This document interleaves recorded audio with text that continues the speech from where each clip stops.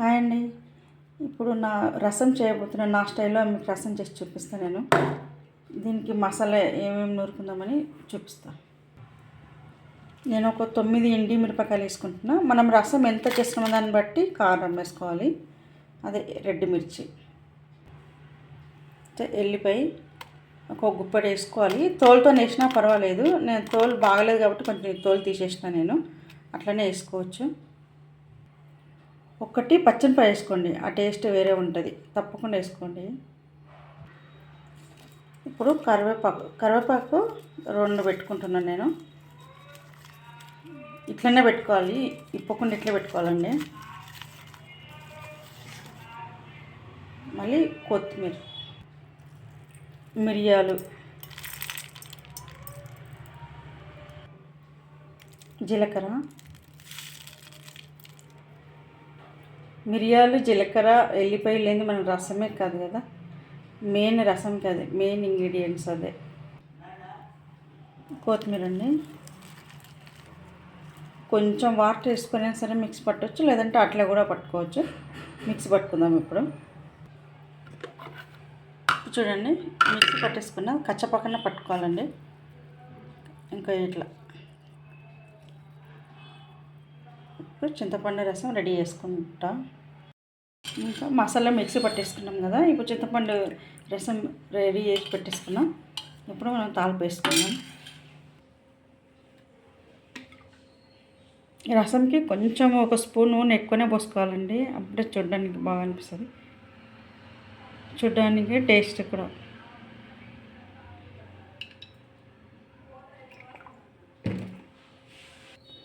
నూనె వేడెక్కిపోయింది. ఇప్పుడు మనం మిక్సీ పట్టుకున్న మసాలా దీంట్లో వేసుకొని మిక్స్ చేసుకుందాం. మిక్స్ చేసుకొని ఇంగు వేసుకోవాలి. ఇప్పుడు ఈ మసాలా నూనెలో ఫ్రై అవుతూనే ఉంటుంది. దీంట్లోనే ఒక టమాటా చిన్న కట్ చేసి వేసుకోవాలన్నమాట. కొంతమంది మిక్సీ పెట్టేటప్పుడే మిక్సీలోనే వేసుకుంటారు ఆ మసాలాలు కలిపి, కానీ నేను తాలింపులు వేస్తాను. మనం రసం తినేటప్పుడు టమాటా కనిపిస్తే చాలా బాగుంటుంది. ఒక టమాటా వేసుకున్నాం. అది మెత్తగా అయిపోయి ఇంకా మనం మొత్తం దీన్ని నసుకాలి. తర్వాత ఇంగు వేసుకున్నాం. టమాటా మెత్తగా అయిపోయింది, ఉట్టుతూనే ఉంది అనమాట ఇట్లా. ఇప్పుడు ఇంగు వేసుకున్నాం.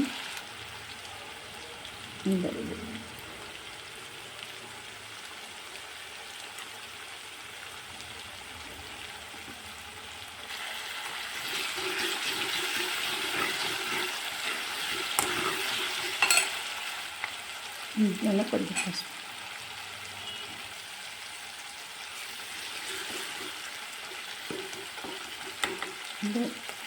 టమాటా రసం పోసేసుకుందామండి.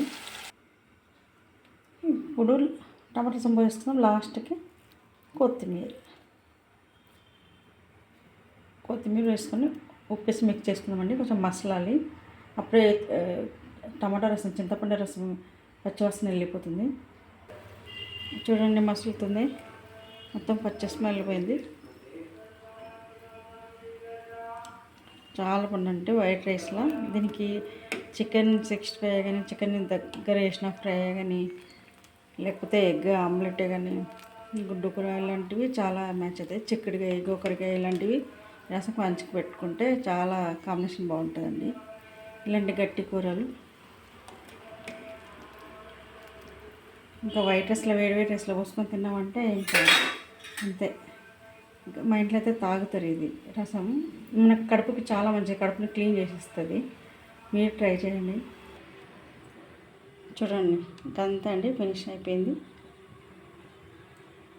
తప్పకుండా మీరు ట్రై చేయండి. మీకు ఈ వీడియో నచ్చినట్లయితే లైక్, షేర్, సబ్స్క్రైబ్ తప్పకుండా చేయండి. మళ్ళీ నెక్స్ట్ వీడియోలో డిసైడ్ చేసి దాంట్లో కలుద్దాం. నెక్స్ట్ వీడియోలో కలుద్దాం. బాయ్.